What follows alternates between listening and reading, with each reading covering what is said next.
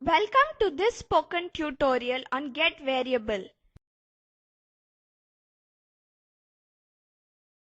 Get variable is a very useful variable type. It is used for most of the dynamic website with forms that have clickable buttons. It's also visible to the user. You may have seen anything like this on your page. Let us click on this.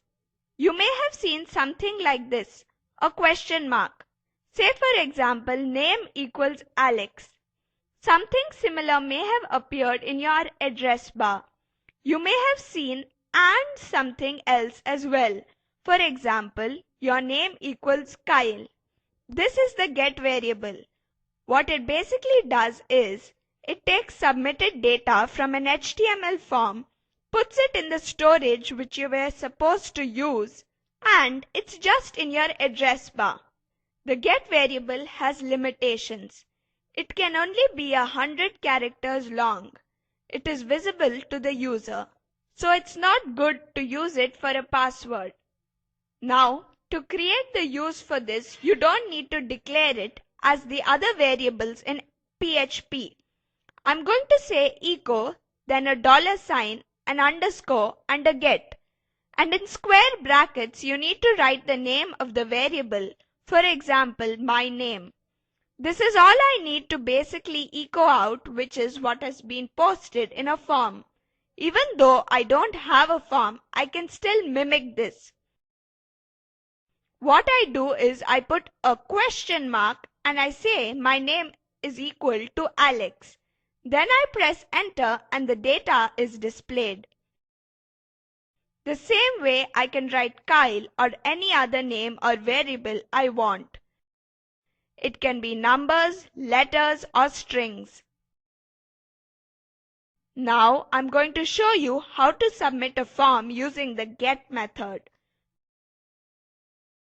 Basically, I'm going to create an HTML page.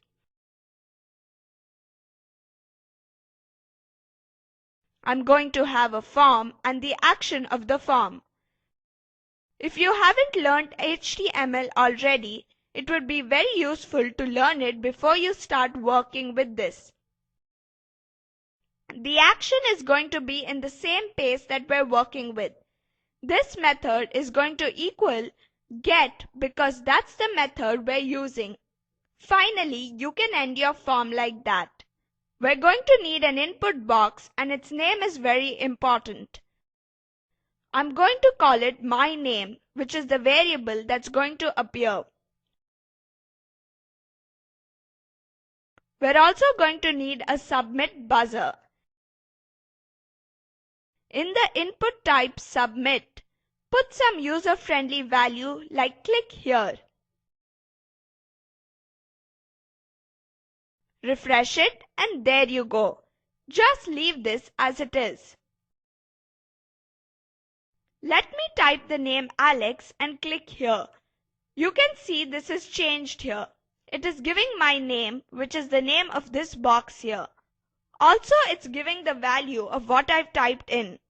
So now what I want to do in PHP is echo out this value.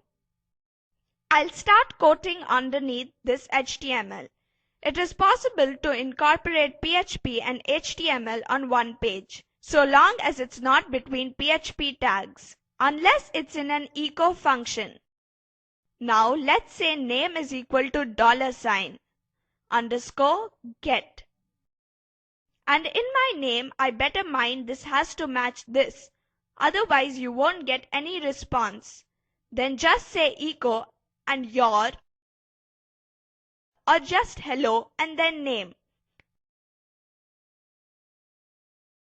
Let's get rid of this and start again.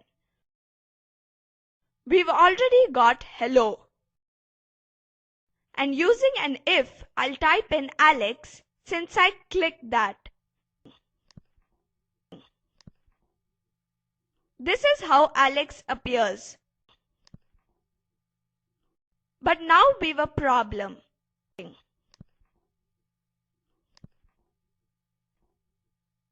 We've got hello and then a blank here with a full stop.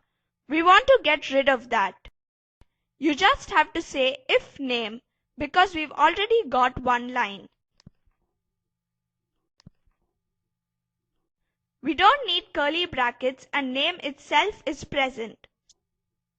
So it's true. If there's no value sent to name, this will automatically assume as false. Therefore, it won't execute this. So refresh. There, it's gone. We have our value in and I click there. It's detected that a value is present here and it's echoed out. So that's the end of the get variable. In my next tutorial, I will talk about the post variable and its uses. This is Anushka for the Spoken Tutorials project. Thanks for watching.